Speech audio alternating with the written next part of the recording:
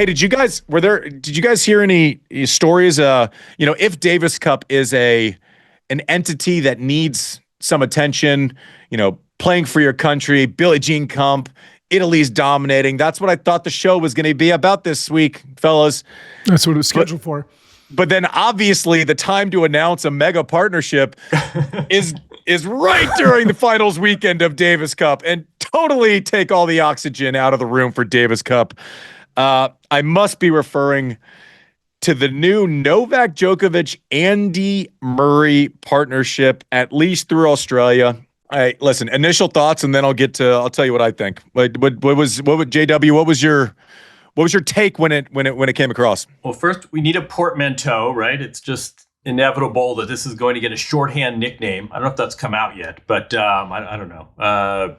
It's Andak or something. I saw the announcement, and at first you sort of chuckle and say, "Oh, this is a fun. Maybe it's a bit of a novelty. Maybe it's a bit of a publicity stunt." And then I got a text from someone who is a former player of repute who said, "Don't you? This is an act of war. This is Novak saying, basically, I've still got something in me, and I'm not done going down to the basement and tinkering." And, this is not the most pleasant topic, but this is a guy who's won the Australian Open 10 times, and the guy who's the defending champion and beat him last year, for all we know, may not be in the draw, pending a doping appeal. I think this is really kind of a statement. And look, I mean, this may last one tournament and everyone will have a good joke about it, but I think there's something here. And I think that Andy Murray is a absolute genius tactician. These two, it's not just that Andy Murray knows the field, right? The guy was active player 90 days ago. It's not just that Andy Murray knows the guy on the other side of the net. He knows Novak from the juniors too. And I saw someone say, well, Andy Murray was such a counterpuncher and a grinder. Novak really needs to be more aggressive, if anything. And I'm thinking, first of all, Andy Murray's capable of adjusting his tactics to Novak's game and not his own. And such a lazy opinion. I also think Andy Murray, we could have told you 10, 15 years ago, this guy will be a great coach one day.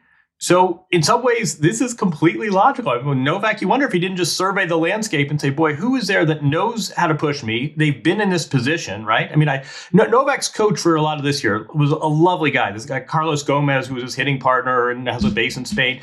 His career high ranking was 268. And you just wonder, if you are taking instruction from someone like that, if you're Novak, do you not at some level say, this is all good to hear, but you've never really been there? Andy Murray's been there. Andy Murray knows what it's like to play in the major final and to try and wring a few more years out of your career late in the game. I mean, you sort of step back and you say, this makes all the sense in the world. And maybe this is an experiment that won't last past January, but I think it's kind of genius. Okay, let's start with the thing where everyone's like, this is a big joke. What would a joke be about this? Exactly. At this stage. What part of this is a joke? You have the best of all time. How many people can he legitimately actually listen to and view their opinion as an equal? It's I can fit him on these 5 fingers probably. Who knows him that well, right? What? No, knowing him that well is one thing. Like I was talking about it. So BG is Brad Gilbert's on set. He's on of my movie, guys. Brad Gilbert's on set, and we're going okay. And he's like, well, is it, tinker? I go, no, there's no tinker. Like Murray's not going to go in and be like, hey, we're going to change the way you train. That's not what this is. This is literally another set of eyeballs on 5 matchups. That's it. And the ins and outs. And can you pull something out of this? The other undersold part of this story that I haven't heard this reaction yet is, okay, so Novak's Tyson forever, right? Like he walks in, can blow you off the court, can play defense, can do all of these things, right? Is he still the best ball striker on earth? I don't know. Sinner's probably taken that. Like, is Sinner's younger, can create probably more speed at this point. Doesn't mean that he's overall a better player, but just what did Murray spend the last 5 years of his career doing? Problem solving for what you've lost, right? And to various degrees of whatever, but like that struggle that Murray went through is of value to Novak at this age. Like me saying Novak at 38 isn't as good as Novak at 32 shouldn't be controversial, right? He ticks a certain way, but what Murray's gone through, and I've said on this podcast before, I think Murray might have the highest tennis IQ that I've seen and been around. He competed with these kind of superheroes without the biggest shot on the court, without being the fastest one of them. Still moves great, but plays well from extended positions. He's a master of nuance. He's a master of scouting reports. He knows everything backwards. He's one of the most detail-oriented guys ever, which you're not going to get Novak's ear by just giving him lazy vagaries, right? You need actually some thought behind it. And Brad's telling me every response to what he got from Murray whenever he would talk about it is he would say, "Hey, you need to do this, this, and this." And Murray would go, "Okay, why? Why? Why? Why? Why?" Obviously, Novak knows that. If I know it, he knows it. Like there's no doubt about that. He wants those conversations. He feels like he needs something a little different at this moment in time. Why would you not do this? If you can convince Murray to say yes on a short timeline. And by the way, I've also heard, it's not my business to tell, top players, male, female, Murray has said no to many over this last 4 months. I'll add a little on that. I got to be a little bit careful here, but apparently I've heard the same thing. This is not the first player that's reached out to Murray, and Murray's family unit basically said, "You are going to regret it if you don't do this." So it's Australia, right? This isn't like, "Hey, we'll do this at Wimbledon. I'm going to be on site anyway." I mean, this is flying across oceans and time zones. And I was told that people very close to Murray essentially said, "We know you too well. We know you are going to regret it if you say no to this. Go ahead and do it and see how it goes." And listen, the other people that were asking were on the top of the pile too, right? Like they were high ranked men and women. From what I've heard. But also if you're Murray, you're looking at this, okay, it's December. We're going to put in a training block, which is like, I got to think Murray is just out of his mind to actually see the process. Because you can play someone a lot. You don't know the process when no one's watching.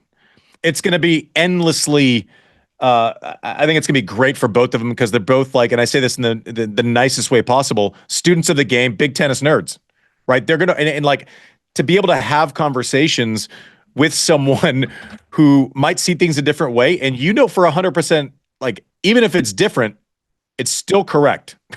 Even if it's not exactly what you would do. Yeah, producer Mike. Well, just from like an outsider's perspective, somebody that's not in the tennis world, is there a layer to this also? You said other players that are high ranked are requesting Murray. Is there also a layer to this where like Murray's like, "Hey, listen, like I'm not going to have to work on any kind of technical stuff. It's going to be all strategy, so it's more enjoyable short term." Well, what he's not going to have to do. Yeah, you're not. What are you going to change on Novak? Technically, nothing. That's what I mean. But I mean, you could argue that someone 2-3 in the world, top 10 in the world, you're also not going to change much with them. Where I think this is a yes for Murray. The other players are going, you know what? Australia is great. Indian Wells, Miami, those are still important tournaments to it. Those, for better or worse, those are not important tournaments to Novak for his Novak's legacy. Like, I'm going for slams. That's it. Right? Listen, if this works and the training block works and we feel good in Australia and we feel like we're playing well, then let's run it back a couple weeks before the French Open. Let's run it back. Let's get on grass and let's work through that. This is not a 20-week or 25-week commitment. And I got to think, like, the reason, and I'm not comparing myself to Murray. He's way better than I was, way smarter than I was. But I have a hard time committing time for two reasons. One, I like my family. Two, the other thing is what sounds like a little to a player is like, oh, just like 15 or 20 weeks. I'm like, oh, so like 3 or 4 months or 5 months? Like, that's a lot of time to me, where it's not a lot of time to a player. Novak can look at him and say, let's run through Australia. Let's sprint through the finish line. Let's reset. Maybe you're in my corner. We can talk. Maybe there's a training block. But this isn't an overwhelming commitment to Murray. The other thing why I couldn't do coaching now is because, let's say, and I guarantee you Murray ticks the same way. I can almost promise you this without it being from his mouth.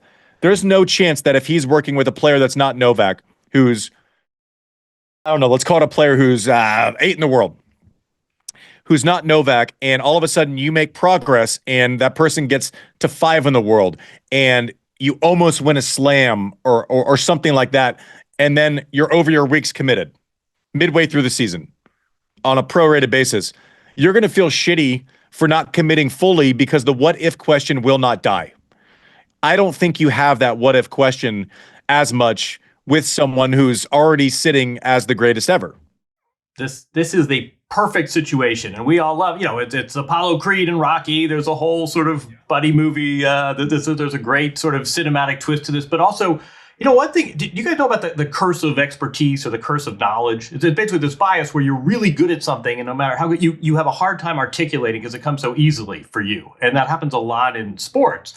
Andy Murray has this a tennis genius brain, right? We obvious to the naked eye, it's tactical adjustments, it's everything that goes on in his head. He's also really good at communicating. And if you talk tennis with him, you end up smarter at the end of the conversation. And he's a cool guy. He knows sort of what buttons to push. He's got the right IQ. So it's not only that you have this genius in your corner. I think the real strength of Murray is that he's able to figure out a way to message these things. Whatever he's seeing, he's going to figure out a way to convey them to Novak in the most sort of efficient and effective way. I mean, I think I love this.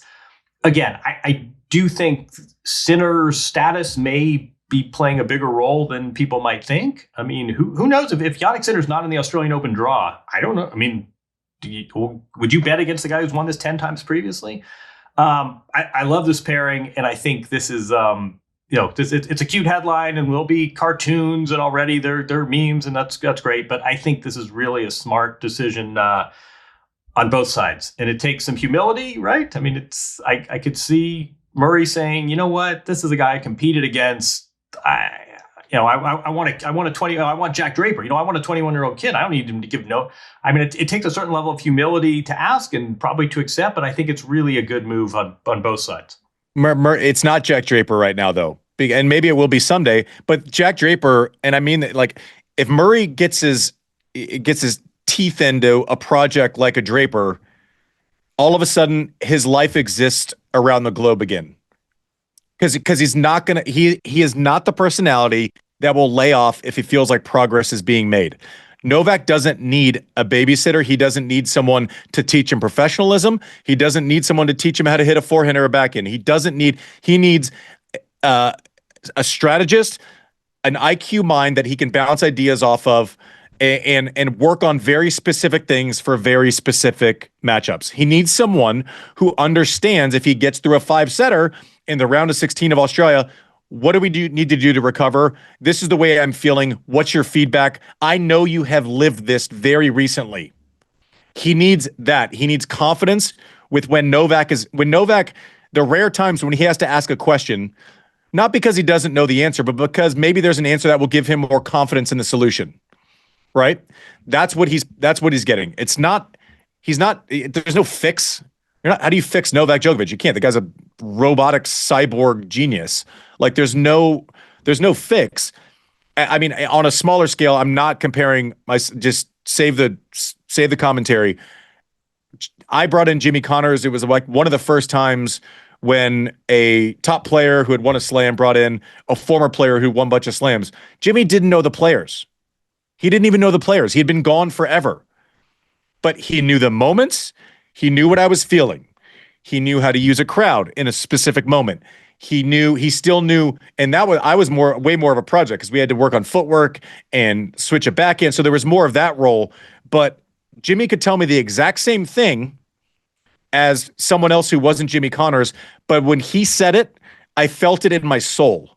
Like, I literally felt it. I'm like, he's not guessing.